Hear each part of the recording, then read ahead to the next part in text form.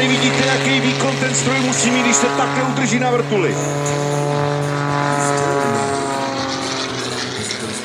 Martin vás ale vydechnout nedá, to si buďte jistý.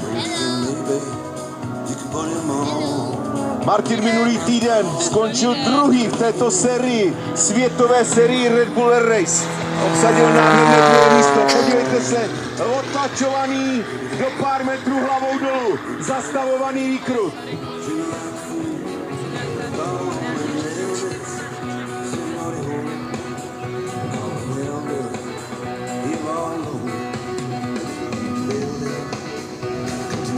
Nikam neodlétá, to jen nabírá výšku. Jen výšku, aby vám mohl předvíst další ze svých úžasných manévrů.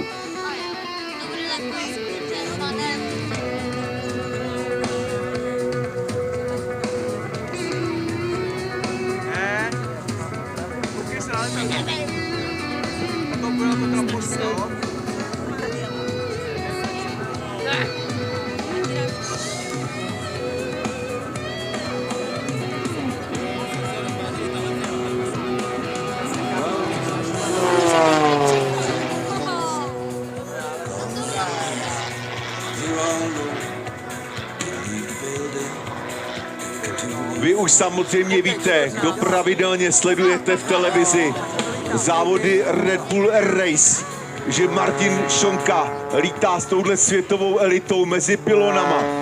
Ale on se samozřejmě jako český reprezentant, pardon, já jsem ještě zvyklý na to původní označení, nemůžu si na to nějak zvyknout, pořád to létání mám tak krvi spjatý s těmi starými aeroplány, je to už dávno, co se tomu věnuji. Tak Martin létá mezi pylony, ale já jsem chtěl říct, že je také českým reprezentantem v akrobaci. Úspěšným reprezentantem. A tady vám právě předvádí tu solovou akrobaci, která samozřejmě s létáním mezi piloty má pramálo společného, respektive vůbec nic, krom toho, že samozřejmě zde rovněž dochází k velkým přetížením.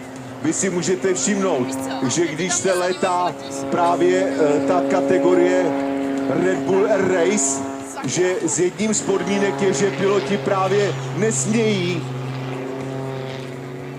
se dostat do některých kritických takzvaných G-ček a že pokud to přetížení přeženou a je větší, než je povolená, tak je pilot dokonce diskvalifikovaná.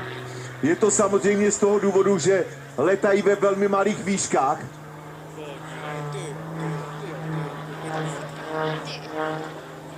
A že samozřejmě, kdyby ten pilot to přehnal, tak se doslova sám sebe uspí a pak by došlo ke katastrofě.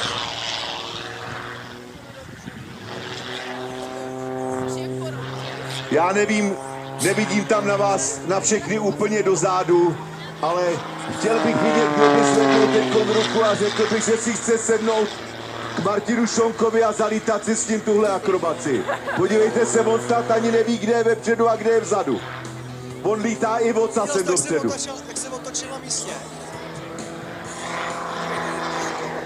Krásný výkrut, ukončený na zádech, s otlačením. Podívejte se na ty polohy toho letadla zas.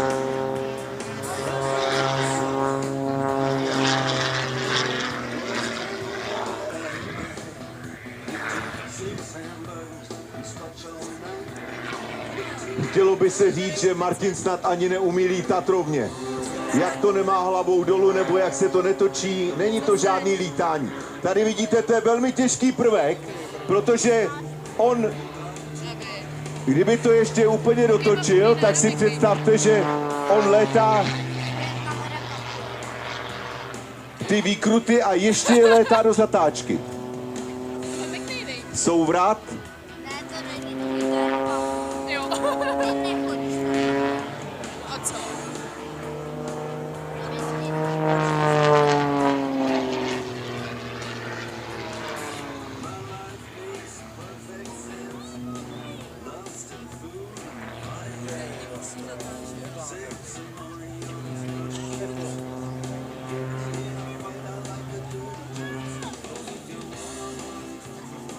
Podívejte se, jak se tam zvláštně překlápí.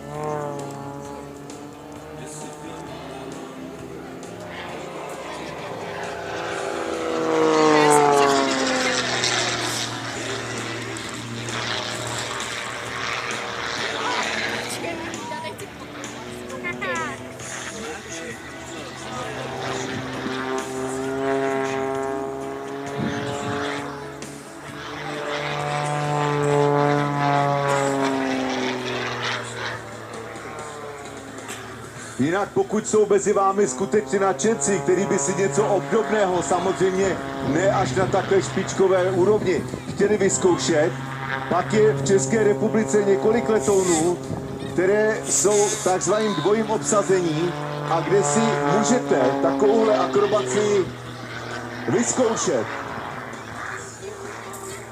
Ale podotýkám, že to rozhodně není pro ty, kterým není nevolno už v autě na zadní sedačce.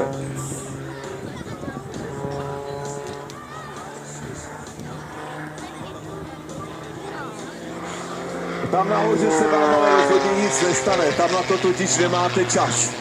To uvolnění přijde až dole po přistání.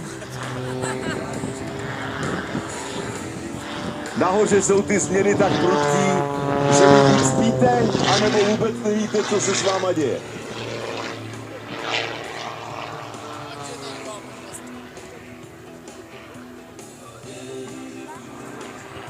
Tak to bylo asi závěrečné pozdravení Martina Šonky, pilota světové série Red Bull Air Race, ale ne, to by nebyl Martin.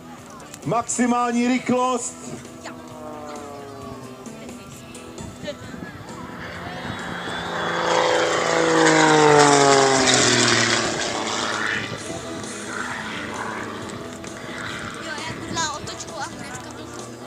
A teď si představte to přetížení někdy na hranici 8-10 G. 8 až 10 krát tu chvíli víc váží.